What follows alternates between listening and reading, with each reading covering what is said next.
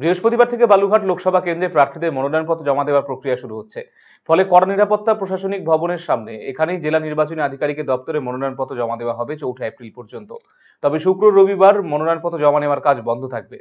প্রশাসনিক চত্বর ও আশপাশে এলাকা জুড়ে 144 ধারা জারি করা রয়েছে। বুধবার বিকেলে প্রশাসনিক ভবনের নিরাপত্তা ব্যবস্থা খতিয়ে দেখলেন জেলা নির্বাচনী আধিকারিক বিজেন কৃষ্ণা এবং পুলিশ সুপার। প্রত্যেক দলে একজন প্রার্থীর পাশাপাশি তার সঙ্গে 4 জন প্রতিনিধি মনোনয়নপত্র জমা দেওয়ার সময় ঘরে প্রবেশ করতে পারবেন বলে জানিয়েছেন জেলা নির্বাচনী আধিকারিক। নমিনেশন আগামীকাল থেকে শুরু এবং 4 তারিখ অবধি নমিনেশন টাইম আছে। তারপরে দিন 5 তারিখে স্ক্রুটিনি, তারপরে উইথড্রয়ালের জন্য আরও 8 তারিখ অবধি টাইম আছে। কাল থেকে আমাদের শুক্রবার এবং রোববার বন্ধ থাকবে, মানে নমিনেশন হবে না। নিয়ম মানে রিটার্নিং অফিসারের অফিস থেকে 100 মিটার দূরে পর্যন্ত গাড়ি অ্যালাউড হবে। তার ভিতরে 3টে গাড়ি অ্যালাউ হবে। প্রত্যেকটা ক্যান্ডিডেটের জন্য 3টে গাড়ি অ্যালাউ করা হবে। এবার রিটার্নিং অফিসারের চেম্বারে 5 জন প্রার্থী সহ 5 জন ঢুকবে। এই নিয়মাবলী যা যা আছে আমরা সমস্ত পলিটিক্যাল পার্টির সাথে শেয়ার করা হয়ে গেছে।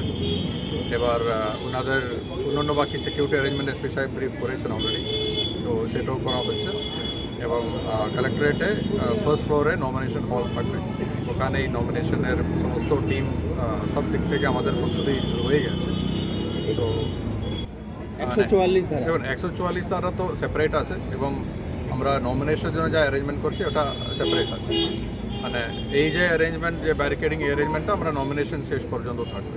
বহু আকাঙ্ক্ষিত চিকিৎসক তথা পূর্ব ভারতের বিখ্যাত হার্ট স্পেশালিস্ট ডক্টর হেমন্ত কুমার গর্গ এখন প্রতি মঙ্গলবার বসছেন রায়গঞ্জের দিশারিতে।